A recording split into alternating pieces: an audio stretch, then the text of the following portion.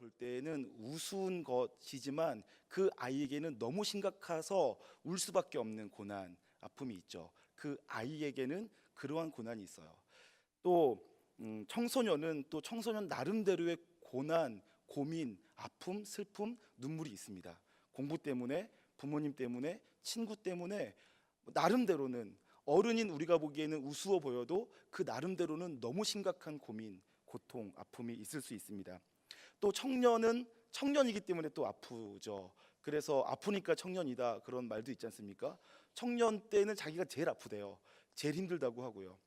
직장 때문에, 또 결혼 때문에, 또 사회 환경 때문에, 아무튼 자기가 할 수 있는 게 없다고 생각하면서 힘들고 어렵다, 아프다, 고통스럽다 이렇게 또 얘기합니다.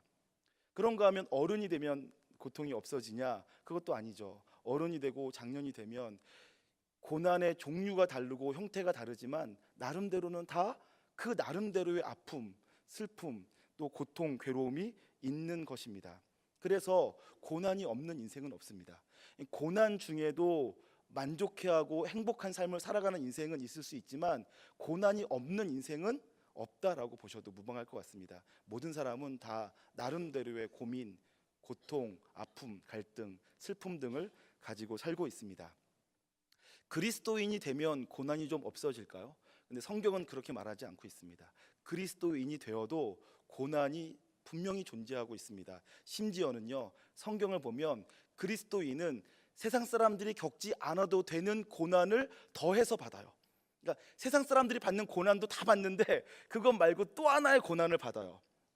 어떤 고난이냐 하면 징계를 받습니다.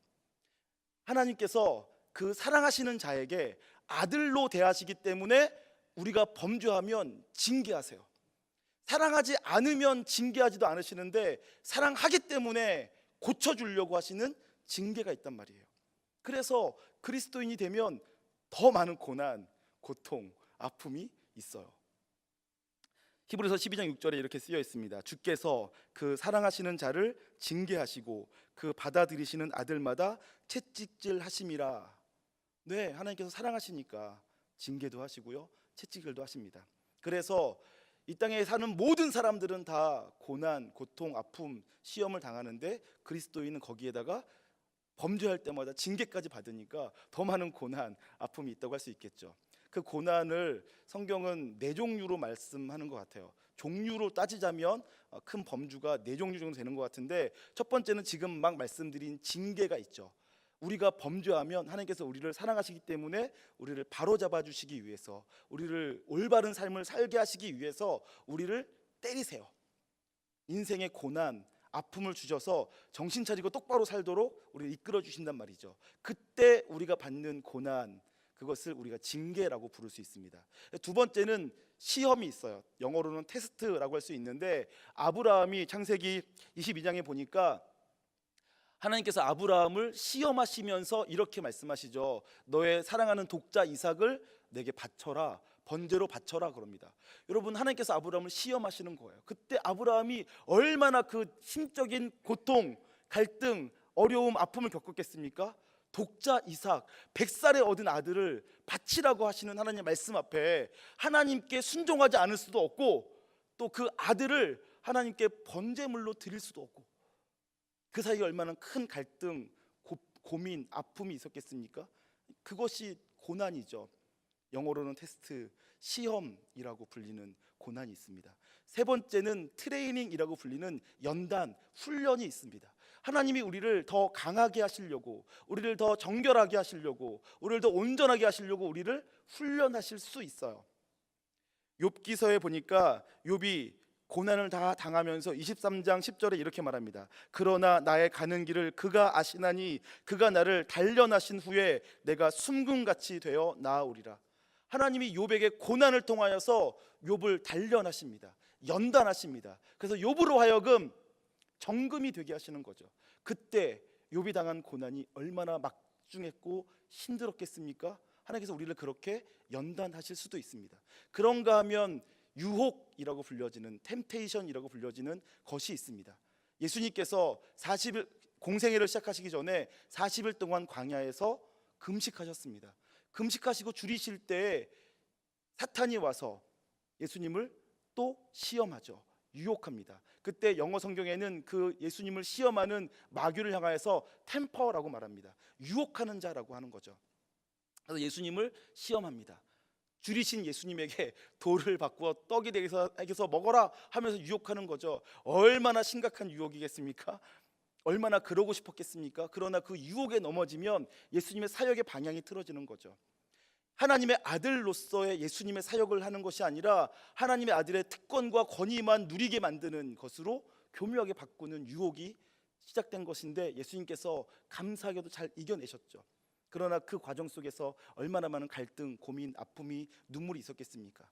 그래서 우리 모든 사람들이 다 겪지만 특별히 그리스도인들이 겪는 고난을 종류로 나누자면 이렇게 네 가지: 징계, 테스트, 시험, 그 다음에 훈련, 트레이닝, 그 다음에 유혹, 템테이션, 이렇게 나눠서 말할 수 있을 것 같습니다.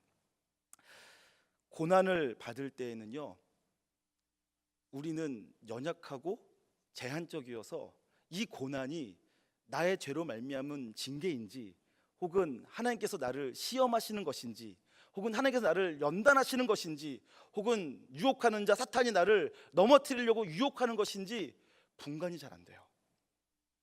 우리는 너무 제한적이기 때문에 사탄이 준 것인지 하나님께서 하시는 일인지 잘 몰라요. 그냥 아프고 힘들고 고민스럽고 괴로울 뿐이죠. 그런데 재미있는 것은요, 그 내가 당하고 있는 고난, 고통, 아픔, 슬픔의 종류가 무엇이든 그 원인이 어떠했든지 상관없이 그 모든 고난들을 하나님과 함께 잘 견디고 극복하여 승리하면 그 모든 것들이 다 우리에게, 내게 유익이 되는 줄 믿으시길 바랍니다. 하나님으로부터 온 훈련이든 혹은 내 죄로 말미암아 받게 되는 징계이든 사탄이 주는 유혹이든 상관없이요, 그것들을 견뎌내고 이겨내고 승리하면 다 유익이 됩니다. 그러나 하나님이 주시는 훈련, 연단이라 할지라도 내가 거기서 꺾이면, 내가 거기서 나 스스로를 통제하지 못하고 좌절하고 낙심하고 포기하고 넘어지면 하나님이 주신 훈련이라도 내 삶을 어렵게 만들 수 있어요. 그러므로 내게 닥쳐온 인생의 고통이 무엇이든 원인이 어떠하든 상관없이 내 인생에 찾아온 모든 종류의 고난에 대해서 여러분들이 주님과 함께 이겨나가시기를 주님의 이름으로 축복합니다. 이겨서 승리하시고 여러분의 삶을 더 성숙하게 만드시며 더 큰 기쁨과 평강을 누리실 수 있기를 소망합니다. 여러분, 우리가 고난 당할 때 어떠한 유익이 있을까요? 고난을 이겨냈을 때, 고난을 견뎌냈을 때, 고난을 극복했을 때 우리에게 어떠한 유익이 있을까요? 첫 번째로는 고난 당할 때 우리가 갖게 되어지는 가장 큰 유익 중에 한 가지는 자신의 연약함과 한계를 알게 되어집니다. 그래서 가난한 심령이 되어져요. 교만치 않으려고 애쓰고 겸손해지려고 노력하는 인생이 아니라 그냥 가난한 인생이 되는 거죠. 가난한 심정이 돼요. 내가 아무것도 아니라는 것을 알게 돼요. 내가 참 모자라고 내가 참 보잘것없는 존재라는 것을 깨닫죠. 하나님의 전능하심 앞에, 또 인생이라는 거대한 큰 물줄기 앞에 나라는 것은 작은 물방울 하나에도 지나지 않는구나 라는 것들을 깨닫게 되는 거죠. 고난 당하면 그동안 잘난 줄 알고 내 힘으로 성취하고 승리하고 이긴 줄 알았던 모든 것들이 다 산산이 깨어지면서 내가 한 것이 아니었구나, 내 능력이 아니구나, 나는 아무것도 할 수 없는 연약한 존재이구나 라는 걸 깨달으면서 가난해지는 것입니다. 그것이 고난의 축복이라고 저는 믿습니다. 그런가 하면 고난 당할 때 우리는 하나님을 더 온전히 바라보고 하나님을 의지하게 되고 하나님의 손을 꼭 붙잡게 되어집니다. 고난 당하기 전에는 그렇게 하나님 보려고 노력해도 자꾸 딴 데가 보이고, 고난 당하기 전에는 그렇게 하나님 손 붙잡으려고 해도 자꾸 놓치는 손이었는데, 고난 당할 때에는요, 고난을 당해 보니까 하나님 손 놓고서는 단 한순간도 살 수 없다라는 절박함이 생겨서 하나님 손을 꼭 붙잡게 되죠. 하나님 외에 다른 것은 볼 여력이 생기지 않는 거예요. 고난 때문에요. 아프기 때문에, 힘들기 때문에 하나님만 바라보고 하나님으로만 살 수 있는 삶을 경험하게 되는 것입니다. 고난의 축복입니다. 그런가 하면 고난을 받으면 연단이 되죠. 욥이 그랬던 것처럼 정금처럼 나아오게 됩니다. 연단 나간다는 것은 무슨 뜻입니까? 불순물이 다 제거된다는 것이에요. 불순물이 제거된다. 제가 조금 유식하게 말하면 가치관이 새롭게 정립되어집니다. 가치관, 무엇이 진짜 소중한지, 무엇이 덜 소중한지를 알게 되어지는 것입니다. 그 전에는 성공하고 싶고, 그 전에는 인기 얻고 싶고, 그 전에는 권력을 얻고 싶었는데, 그런데 고난 당해 보니까 하나님께서 허락하신 그 광야에 들어가 살아보니까 그 모든 것들이 다 쓸모없는 것이었구나. 광야에서 살아남기 위해서 그런 것들은 다 불필요한 부속물이었구나. 이런 걸 깨닫고 다 버리게 되는 거죠. 지금 내가 살아가는데 꼭 필요한 그것만 붙잡고 살 수 있게 되어지는 것입니다. 그것이 고난의 축복입니다. 고난 당하기 전에는 잘 몰라요. 사도 바울은 이렇게 고백하죠. 빌립보서 3장 7절부터 9절까지 해서, 그러나 무엇이든지 내게 유익하던 것을 내가 그리스도를 위하여 다 해로 여길 뿐더러 또한 모든 것을 해로 여김은 내 주 그리스도를 아는 지식이 가장 고상하기 때문이라. 내가 그를 위하여 모든 것을 잃어버리고 배설물로 여김은 그리스도를 얻고 그 안에서 발견되려 함이라. 여러분, 지금 사도 바울이 뭐라고 말하고 있습니까? 사도 바울은 그 당시 대부분의 유대인들보다 훨씬 많은 것들을 갖고 있었어요. 그는 바리새인 중에 바리새인이었고, 그 다음에 가말리알 문화에서 율법을 배웠어요. 그리고 히브리인 중에 히브리인이었을 뿐만 아니라 로마 시민권을 갖고 있는 사람이었어요. 그래서 그는 로마의 관원이 되어서 승승장구하는 삶을 살 수 있었어요. 그런데 그가 예수님을 만나고 난 다음에, 그가 고난을 통과하고 난 다음에 그가 하는 말은, 모든 것을, 그동안 내게 유익하던 것을 이제는 내가 해로 여긴다. 자기에게 유익하다고 여겼던 것이 이제는 그냥 쓸모없는 것이 아니라 해로운 것으로 여긴다라는 거예요. 그래서 버린대요. 그냥 쓸모없는 것이 아니라 배설물로 여긴대요. 아까 조혜라 지사님께서 똥으로 알겠다고 하셨는데 똥이 되는 거예요. 유익하다고 여겼던 모든 것들이 다 배설물, 냄새라는 것, 반드시 버려야만 되는 것이 되는 거죠. 고난 당하기 전에는 몰랐는데 고난 당해보면, 아, 그런 모든 것들이 쓸모없는 것이었구나. 오히려 나를 그것들이 망가뜨리는 것이었구나. 돈 많으면 행복할 줄 알았더니 돈 많으니까 더 많이 죄짓게 만드는구나. 내가 높은 자리에 올라가면 좋을 줄 알았더니 높은 자리에 올라가 보니까 내 마음 지키기 더 힘들어졌구나. 내가 편안해지면 좋을 줄 알았더니 편안해지니까 내가 더 방탕해지는구나 라는 것을 깨닫게 되는 거예요. 그러면서 진짜로 내가 붙잡아야 될 것 무엇인지 발견하게 되는 거죠. 가치관이 새로워지는 거예요. 연단되어지는 거죠. 불순물이 제거되어지는 것입니다. 그래서 사도 바울은 예수 그리스도를 아는 것이 가장 고상하다는 것을 알았다. 예수 그리스도를 알고 내가 그 안에서 발견되기를 원한다. 이런 고백이 생겨지는 것입니다. 고난이 주는 축복입니다. 고난 당하기 전에는 모릅니다. 그런가 하면, 그래서 고난 당하고 나면 자기 인생의 사명을 알게 돼요. 내 인생이 무엇을 위해서 왜 살아가야 되는지를 알게 되어지는 거죠. 여기 지금 청년들이 많이 있지만 청년들에게 제가 아무리 이 사명에 대해서 알려줘도요, 사실 잘 몰라요. 왜냐하면 이들은 아직 고난을 덜 받았거든요. 그래서 너 인생의 사명이 뭐냐, 너 어떻게 살기를 원하냐 그러면 여러 가지 사명을 얘기하는 것 같은데 다 사실 자기 꿈 얘기예요. 여전히 그 안에 자기의 욕망이 들어있어요. 그래서 높아지고 싶어 하고요, 부해지고 싶어 하고요, 더 많은 인기를 얻고 싶어 해요. 금을 섞어 있어요. 왜요? 아직 고난을 덜 받아서 그렇습니다. 그래서 아직 불순물이 덜 제거됐기 때문에 그래요. 청년의 때에는 아무리 그가 신앙이 좋아도 진짜 사명자의 삶을 살기가 어려워요. 불순물이 제거되지 않았어요. 진짜 가치관이 형성되지 않았어요. 진짜 소중한 것이 무엇인지 붙잡기가 힘들기 때문에요. 그런데 고난의 터널을 다 통과하면서 모든 불순물이 다 제거되어서 내게 유익하던 것들을 다 해로 여기게 되어지는 단계가 오면, 그때부터 그 인생이 아주 심플해지죠. 아주 단순하게 하나님만을 위한 삶, 하나님께서 원하시는 삶을 살 수 있게 되어지는 것입니다. 그것들이 고난의 축복이에요. 고난 당하기 전에는 세상 사람들과 별로 다르지 않아요. 예수 믿는다라고 하는 지식 있고 믿음이 있어서 천국 갈 수 있지만 세상 사람들과 별로 다르지 않지만, 하나님께서 우리에게 고난을 주셔서 우리를 훈련하시고 연단하시고 시험하시고 우리를 새롭게 하실 때 우리는 세상 사람들과 똑같이 살아도 세상 사람들과는 전혀 다른 삶을 살 수 있게 되어지는 것입니다. 정금으로서의 삶을 살 수 있게 되어지는 것입니다. 그래서 고난 당하는 것은 우리에게 유익입니다. 하나님께서 우리를 이 땅 가운데 살게 하시며 고난 속에 내버려 두시는 것은 너무나 큰 축복인 줄 믿으시길 주님의 이름으로 축복합니다. 그래서 고난이 올 때 너무 어려워하지 마시고, 왜 나만 이렇게 큰 고난이 있습니까? 왜 나만 겹겹이 밀려오는 고난 속에 살아야 됩니까? 라고 원망하고 불평하고 힘들어하지 마시고 낙심하지 마시고, 고난을 도리어 축복으로 하시며 이 고난 인하여서 내가 이겨내고 또 성장하여서 정말로 연단되어진 하나님의 축복의 사람 되겠다라는 믿음 가지시고 잘 이겨내시기를 주님의 이름으로 축복합니다. 오늘 성경 본문에서 읽은 요셉은요, 어린 나이부터 감당하기 어려운 고난이 겹겹이 밀려오는 삶을 살았어요.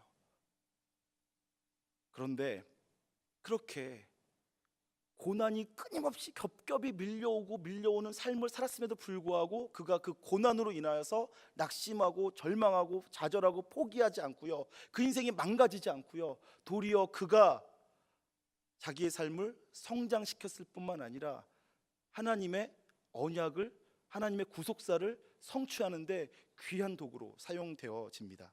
도대체 어떻게 그런 일이 가능했을까요? 오늘 본문을 통해서 그 비결을 함께 살펴볼 수 있기를 원합니다.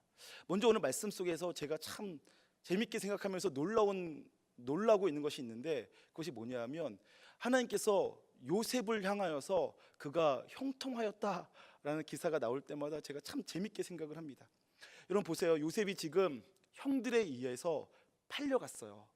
형들이 요셉을 죽이려고 하다가 차마 죽이지 못하고 이스마엘 상인들에게 팔았어요. 그래서 이스마엘 상인들이 어린 요셉, 소년 요셉을 데려다가 애굽에 팔았어요. 그래서 요셉은 애굽의 군대 장관 보디발이라는 사람의 집에 노예가 된 거예요. 어린 시절에 아무 잘못 없이 그동안 부모님의 사랑만 받고 자라다가 노예가 되었어요. 요셉이 얼마나 억울하고 답답하겠습니까? 얼마나 붕통 터지겠습니까? 그 인생에 대해서 얼마나 신세한탄이 나오겠습니까? 그런데 그 기사가 나오자마자 성경은 뭐라고 말하냐면, 하나님이 요셉과 함께 하심으로 요셉 그가 형통하였다라고 말합니다. 아니, 어떻게 노예가 됐는데 그게 형통입니까? 아니, 어떻게 그가 이제부터는 그동안 아버지로부터 받던 사랑을 받지 못하고 집안에서 받던 모든 대우를 다 받지 못할 뿐만 아니라 이제는 그가 노예가 되어서 하루 종일 육체 노동을 하며 살아가야 되고 자유도 제대로 보장받지 못하는 삶을 살아가고 있는데 그게 어떻게 형통이겠습니까? 그런데 성경은 요셉 보러 형통하대요. 먼저 말씀을 통해 확인해 보겠습니다. 39장 1절과 2절 보도록 하겠습니다. 39장 1절과 2절.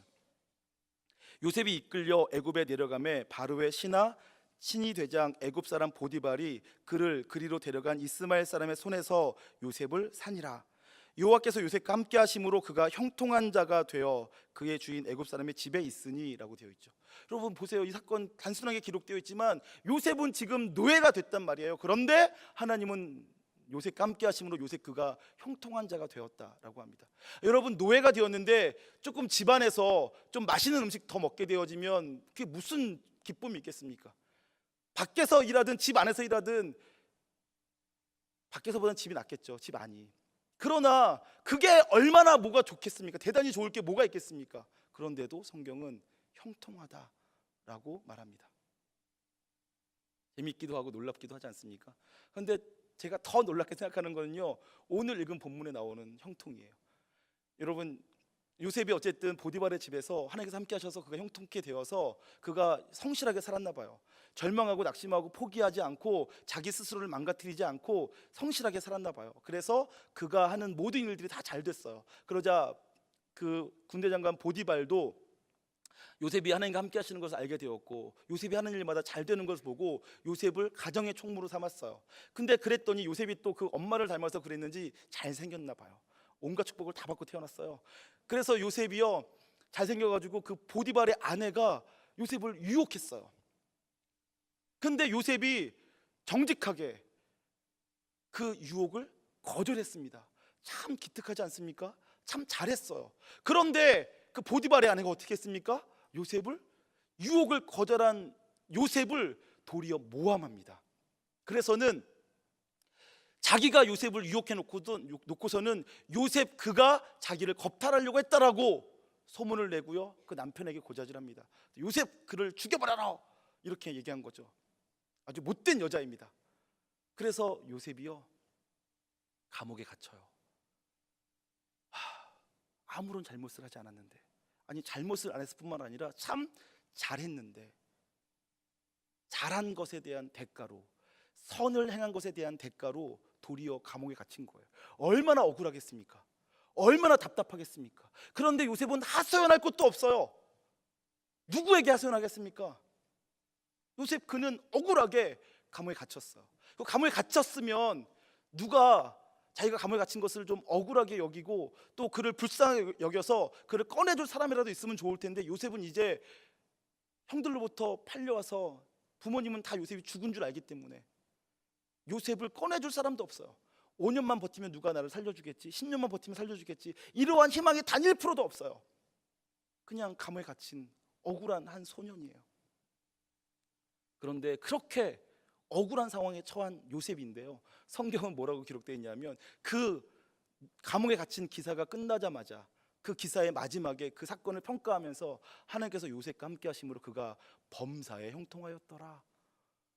범사에 형통하다니요, 범사가 무슨 뜻입니까? 모든 일이 다 형통한다는 뜻 아닙니까? 근데 어떻게 요셉이 지금 범사가 형통하냐고요? 하는 일마다 억울한데, 만나는 일마다 답답한데, 근데 어떻게 범사에 형통할 수가 있는지요? 그럼 어쨌든 성경을 먼저 확인해 보겠습니다. 23절입니다. 간수장은 그의 손에 맡긴 것을 무엇이든지 살펴보지 아니하였으니 이는 여호와께서 요셉과 함께 하심이라. 여호와께서 그를 범사에 형통하게 하셨더라. 감옥에서 조금 좋은 밥 먹으면 뭐가 그렇게 좋겠습니까? 감옥에서 그게 잘 돼가지고 조금 양지 바른 곳에 누워서 잠잘 수 있으면 뭐가 그렇게 좋겠습니까? 감옥에 갇혀 있는 어차피 죄수인데 조금 뭐가 좋아진다고 얼마나 대단한 좋은 게 있겠습니까? 그래봤자 죄수이고요, 그래봤자 감옥 아니에요. 좋아봤자 좋을 것도 없어요. 그런데도 불구하고 성경은요, 하나님께서 요셉과 함께 하심으로 그가 범사에 형통하였다고 말합니다. 어떻게 이렇게 요셉의 삶을 평가할 수가 있을까요? 제가 찾아봤습니다. 형통이란 무슨 뜻일까? 도대체 형통이 내가 알고 있는 형통과 다를까? 하고 사전을 찾아봤더니 이렇게 되어 있습니다. 모든 일이 뜻한 바와 같이 잘 되는 것, 이것이 형통의 의미입니다. 사전적 의미. 형통이란 모든 일들이 내가 뜻하는 바대로 잘 되는 것이 형통이래요. 그렇다면 요셉은 지금 형통한 것이 아니죠. 요셉이 노예가 되기를 원했습니까? 요셉이 죄수가 되기를 원했습니까? 아니요, 요셉이 원했던 것 하나도 없어요. 요셉은 그런 거 원하지 않았어요. 그렇게 되기를 소망한 적이 단 한 번도 없었을 거예요. 요셉이 원했던 삶이 아니에요. 근데 성경은 왜 형통하다고 말하고 있을까요? 그것은 세상이 말하는 형통과 성경이 말하는 형통이 조금 다르기 때문에 그렇습니다. 성경에서는 형통을 뭐라고 표현하고 있냐면요, 언약대로 살 때 받게 될 약속된 축복이라고 말하고 있습니다. 뭐라고요? 성경이 말하는 형통은 언약대로 살 때 하나님께서 그 사랑하는 백성에게 주시기로 약속된 축복, 그것을 형통이라고 부르더라고요. 신명기 29장 9절에 이렇게 되어 있습니다. 그런즉 너희는 이 언약의 말씀을 지켜 행하라. 그리하면 너희가 하는 모든 일이 형통하리라. 언약을 지켜 행하고 살아갈 때 하나님께서 모든 것들을 다 형통하게 하십니다. 우리 눈으로 판단할 때 보이는 좋고 나쁨으로가 아니라 하나님께서 예비하신 대로 그 삶이 흘러가게 되어지는 축복을 누린다는 얘기입니다. 그러나 그럼에도 불구하고 요셉 그는 그 눈에 보이는 환경은 너무나 절망스럽고 너무나 고통스럽고 너무나 비참하고 처참한 환경인 것은 분명합니다. 그런데 그 어린 나이에 요셉이 어떻게 그 환경 속에서 여전히 그 마음을 지키며 여전히 그가 진짜 형통의 삶으로 살아갈 수 있었을까요? 그것은 지난 주일 담임 목사님께서 설교하신 것처럼 태도의 문제입니다. 어떠한 태도를 가지고 살아가느냐 하는 것이죠. 지난주 담임 목사님께서는 태도가 재능보다 실력보다 중요하다고 말씀하셨습니다. 그러면서 잠잠히 나의 영혼아 잠잠히 하나님만 바라봐라 라고 말씀하셨죠. 주어진 환경 속에서 잠잠히 하나님을 바라보기 시작할 때, 그러한 태도를 갖고 살 때 고난 속에서도 우리는 승리하는 형통의 삶을 살아갈 수 있는 기반이 마련되는 것입니다.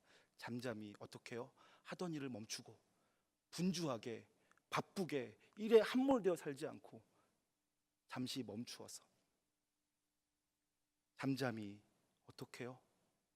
하나님께 집중하여서 더 자세하게 잠잠히 어떻게 해요?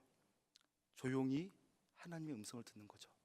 하던 일을 멈추고 더 집중하여서 하나님의 음성을 듣기 시작할 때, 하나님께서 지금 내게 무엇을 말씀하시는지를 듣기 시작할 때 그 인생이 새로워지고 그 인생에 닥친 문제들이 새롭게 해석되어지기 시작하는 것입니다.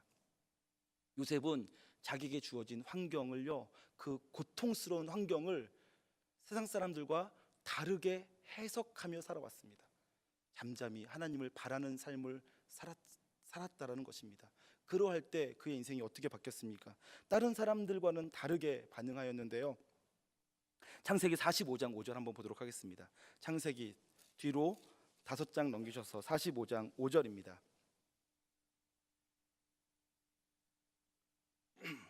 창세기 45장 5절 같이 한 목소리로 합독하겠습니다. 당신들이 나를 이곳에 팔았다고 해서 근심하지 마소서, 한탄하지 마소서. 하나님이 생명을 구원하시려고 나를 당신들보다 먼저 보내셨나이다. 아멘. 네, 형들은요 요셉을 시기해서 팔았어요. 요셉을 질투해서 팔았어요. 요셉이 미웠기 때문에 팔았어요. 그런데 요셉은 형들이 나를 시기하고 질투하고 미워해서 팔았다고만 해석하지 않고 하나님이 생명을 구원하시려고 당신들보다 나를 앞서 보내셨다라고 해석한 것입니다. 잠잠히 하나님을 바라보며 지금 하나님께서 내 인생에 무슨 일을 하실지 들어봤더니 단지 형들이 미워하고 질투하고 시기해서 나를 판 것이 아니라 하나님께서 나를 향한 무슨 특별한 계획이 있으신가 보다.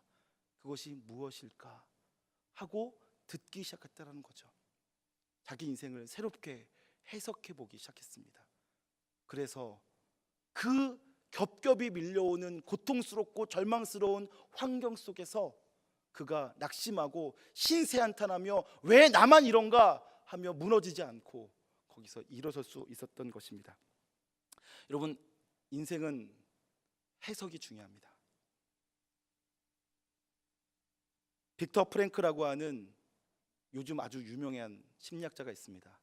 그는 유대인이고요, 오스트리아에서 태어났다고 합니다. 그런데 그가 살고 있을 때 2차 세계대전이 벌어졌고 그는 유대인이라는 이유로 감옥에 갇히게 되었습니다. 처음에는 그래도 의사이기 때문에 심리 상담을 하고 살다가 시간이 점점 지나가면서 그는 그만 가장 잔인하고 또 비참한 죽음을 맞을 수밖에 없는 아우슈비츠에 갇히게 되었고 온 가족이 뿔뿔이 흩어지게 되었고 그 아우슈비츠에서 그의 모든 가족이 다 죽게 되었다고 합니다. 그런데 그가 그래도 심리학자이기 때문에 그 아우슈비츠 소망이 없는 감옥에서 한 가지 재미있는 사실을 발견하게 되었습니다.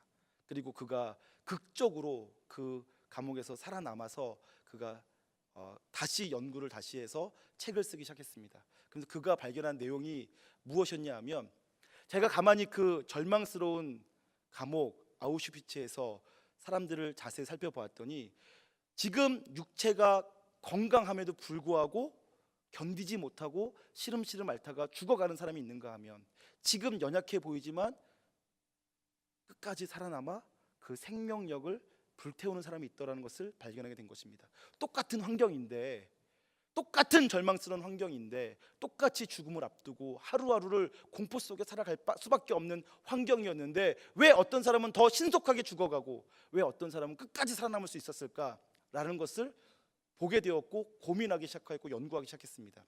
그래서 그가 이러한 내용의 책을 쓰게 되었습니다. 자극과 반응 사이에 공간이 있는데 이 자극과 반응 사이의 공간이 크고 넓고 깊을수록 우리는 더 다양하고 넓은 선택을 할 수 있다. 이런 내용의 얘기를 했습니다. 그럼 자극과 반응이라는 것이 무엇입니까? 모든 육체는요 자극받으면 반응을 해요. 뜨거운 걸 만지면 뜨거워 하고 반응하죠. 자극과 반응입니다. 육체는 자극과 반응 사이에 공간이 거의 없어요. 그냥 뜨거우면 뜨거워 하는 것입니다. 짐승 혹은 짐승 같은 사람은 자극과 반응 사이에 공간이 별로 없어요. 그래서 욕을 먹으면 바로 상대에서 욕하죠. 한 대 맞으면 바로 나도 주먹이 날아가죠. 자극과 반응 사이에 공간이 없단 말입니다. 그런데 성숙한 사람은 자극과 반응 사이에 공간이 있어요. 그리고 자극과 반응 사이에 공간이 넓은 사람이 있습니다. 공간이 좁은 사람은 어떤 사람이냐? 자극을 받으면 그 자극에 대해서 단일하게 한 가지밖에 반응할 수 없어요. 욕을 한다? 그럼 나도 욕한다. 때린다? 나도 널 때린다. 네가 10대 때리면 나는 20대 때린다. 이렇게밖에 반응하지 못하는 사람이 있어요. 그런데 공간이 넓은 사람이 있어요. 어떤 사람인가요? 한 대 때렸어요. 그럼 나는 그를 상대에 대응해서 때릴 수도 있지만 그에게 나를 왜 때렸니라고 물어볼 수도 있어요. 심지어는 나를 때린 사람에게 용서해주고 축복해주고 그를 위해서 기도해줄 수도 있어요. 선택의 폭이 넓어지는 거죠. 자극과 반응 사이에 공간이 있는데 그 공간이 넓은 사람일수록 더 폭넓은 선택을 할 수 있다는 거예요. 그리고 우리는 그 선택에 의해서 우리의 인생이, 우리의 운명이 결정되어진다고 합니다. 그리고 그 선택이 반복되어지는 것을 태도라고 부릅니다. 어떤 사람은요, 아우슈비츠에서 죽는 선택을 한대요. 자기 자신을 날마다 죽여간대요. 자기를 더 절망스럽게 하는 거죠. 이제 끝났어. 나는 안 돼. 희망이 없어. 내일이면 죽을 거야. 하면서요. 어떤 사람은 다르게 반응한다는 거죠. 내일 죽더라도 오늘 내 품위를 지킬 거야. 내일 죽더라도 나는 끝까지 오늘 내게 주어진 아주 작은 자유를 누리며 살 거야. 이렇게 사는 사람이 있다라는 거예요. 자극과 반응 사이에 그 내 행동이 나오기 전에 그 행동을 결정하는 나의 자유, 나의 선택하는 자유, 그리고 그것을 내 걸로 만들어가는 태도가 있다는 거죠. 여러분, 요셉에게는 그러한 태도가 있었습니다. 자기 인생을 새롭게 해석하고 그 인생을 누가 봐도 절망스럽고 누가 봐도 포기할 만한 상황인데도 불구하고 자기 인생을 승리로 이끌어가는 태도를 갖고 있었단 말입니다. 그러한 태도가 요셉을 그 고통 속에서도, 그 어려움 속에서도 무너지게 만들고 포기하게 만들지 않고 승리하고 일어서서 마침내 하나님의 언약을 이루는 도구가 되도록 만들었다는 것입니다. 저는 저와 여러분이 그러한 선택, 그리고 이러한 선택할 수 있도록 우리를 창조하신 하나님께 감사하며 그 선택의 폭을 점점 더 넓혀 나가실 수 있는, 자극과 반응 사이의 공간을 점점 더 넓혀 나가실 수 있는 복된 인생 되시기를 주님의 이름으로 축복합니다. 하나님께서 주신 놀라운 축복인 줄 믿으시길 바랍니다. 그래서 세상 사람들과 다른 선택을 할 줄 아는, 다른 선택이 가능한 인생 되시기를 소망합니다. 그렇다면 도대체 요셉은 어떻게 그러한 다른 선택을 할 수 있었을까요? 어떻게 그는 그 어려운 환경 속에서 형통한다라고 말하며 자기 인생을 축복으로 이끌어갈 수 있었을까요? 성경을 보니까요, 요셉의 형통을 얘기할 때마다 하나님과 함께 라는 단어가 등장합니다. 하나님께서 요셉과 함께 하셨기 때문에 요셉이 형통하였다. 하나님이 요셉과 함께 하심으로 요셉 그가 범사에 형통하였다라고 말합니다. 요셉은 하나님께서 자기와 함께 하시는 것을 알았습니다. 요셉은 하나님께서 자기와 함께 하셨어요. 그 하나님은 어떤 하나님이십니까? 요셉에게 하나님은 전능하신 하나님이십니다. 그리고 그 하나님은 요셉을 사랑하시는 하나님이시고 그 하나님은 선하신 하나님이십니다. 그래서 요셉과 함께 하시는 그 하나님은 절대로 요셉을 포기하지 않으시고요, 절대로 요셉을 시궁창 가운데 처박아 두시는 하나님이 아니시고, 절대로 요셉을 고통 가운데 내버려 두시는 하나님이 아니십니다. 요셉은 이제 아버지 야곱을 기대할 수 없고, 요셉은 이제 그의 형들을 바라볼 수 없어요. 그러나 요셉은 살아계신 하나님을 바라볼 수 있었습니다. 그 하나님이 나와 함께 하신다는 것을 믿고 살았다는 것이에요. 그래서 요셉은 그 속에서도 자극과 반응 사이의 공간, 선택의 폭을 넓힐 수 있었어. 그냥 울며 불며 억울해하고 분통해하고 원망하며 자기 인생 신세타령하다가 끝나는 것이 아니라, 눈에 보이지 않지만 살아계시며 지금 나와 함께 하시고 나를 사랑하시고 나를 가장 좋은 길로 인도하실 그 하나님과 함께 내가 이 모든 고난을 이겨내고 반드시 승리하고 다시 하나님께 영광 돌리고 내게 주어진 모든 삶을 내가 충성되이 감당할 거야. 이런 선택을 할 수 있었던 거죠. 그러한 태도로 살 수 있었던 것입니다. 인생을 살다 보면 감당하기 힘들다는 생각이 들 때가 있습니다. 이젠 더 이상 버틸 자신이 없다는 생각이 들 때가 있습니다. 어떻게 좋은 선택을 해야 될지, 어떻게 좋은 태도를 가지고 해야 될지 전혀 감이 잡히지 않을 때가 있습니다. 그런 경우가 있죠. 머리가 하얘지고 온몸에 힘이 쫙 빠져서 아무것도 할 수 없을 때, 나의 어떠한 의지도 통하지 않을 것과 같은 그런 상황을 만날 때, 그럴 때가 있습니다. 근데 믿음은 그때를 위한 믿음인 줄 믿으시길 바랍니다. 내 생각으로는 아무것도 되지 않을 때, 아무것도 논리적으로 이해되지 않고 납득되지 않을 그때 여러분이 갖고 계신 이 믿음을 작동해 보시기를 부탁을 드립니다. 하나님을 향한 믿음이죠. 내 주 하나님께 대한 믿음입니다. 살아계신 하나님, 지금도 역사하시는 하나님, 나를 사랑하사 독생자 외아들도 아끼지 아니하셨던 그 하나님, 선하신 하나님, 그 하나님이 지금 내가 이해할 수 없고 납득할 수 없다 할지라도 여전히 내 인생을 향한 가장 좋은 것을 예비하시고 준비하시고 그 일을 행하고 계시다라는 믿음을 가지시기를 주님의 이름으로 축복합니다. 하나님께서 요셉과 함께 하심을 요셉이 믿을 때, 하나님께서 선하시다는 것을 요셉이 믿을 때, 그는 겹겹이 밀려오는 고난 속에서도 낙심하지 않을 수 있었습니다. 자기를 도와줄 사람이 아무도 없을 그때에도 절망하지 않을 수 있었습니다. 그는 끝내 자기에게 주어진 모든 삶을 충성되이 살아갈 수 있었습니다. 저는 저와 여러분도 그렇게 요셉처럼 하나님의 선하심을 믿고 하나님 나와 함께 하심을 믿으며 승리하실 수 있기를 주님의 이름으로 축복합니다. 요셉과 함께 하셨던 그 하나님은요, 지금 저와 여러분과도 함께 하십니다. 예수님께서 이 땅에 오셨을 때 예수님을 향하여서 이러한 이름이 붙여졌습니다. 그를 임마누엘이라 하리라. 여러분, 임마누엘은 무슨 뜻입니까? 하나님이 우리와 함께 하신다라는 뜻입니다. 하나님은 우리와 함께 하십니다. 예수님께서 이 땅에 오셔서 우리를 위해 십자가 지시고 죽으시고 부활하셔서 승천하시기 전에 제자들을 향해서 뭐라고 말하셨습니까? 볼지어다 세상 끝날까지 내가 너희와 항상 함께 있으리라. 우리 주님은 우리와 항상 함께 하십니다. 하나님께서 우리를 향해서 뭐라고 말씀하십니까? 너희는 성전이다. 성전은 무엇입니까? 하나님께서 거하시는 집이라는 뜻 아니겠습니까? 저와 여러분은 성전입니다. 하나님이 우리 안에 거하시기 때문에 성전이라고 불려지는 것입니다. 요셉과 함께 하셨던 하나님은 지금 저와 여러분의 심령 가운데 함께 하십니다. 영원토록 동행하십니다. 그리고 그 하나님은 요셉에게뿐만 아니라 지금 나에게, 지금 여러분들에게, 우리 모두에게 살아계시고 역사하시는 분이시며 사랑하시되 끝까지 포기치 않고 사랑하시는 하나님이십니다. 그리고 우리 하나님은 항상 선하십니다.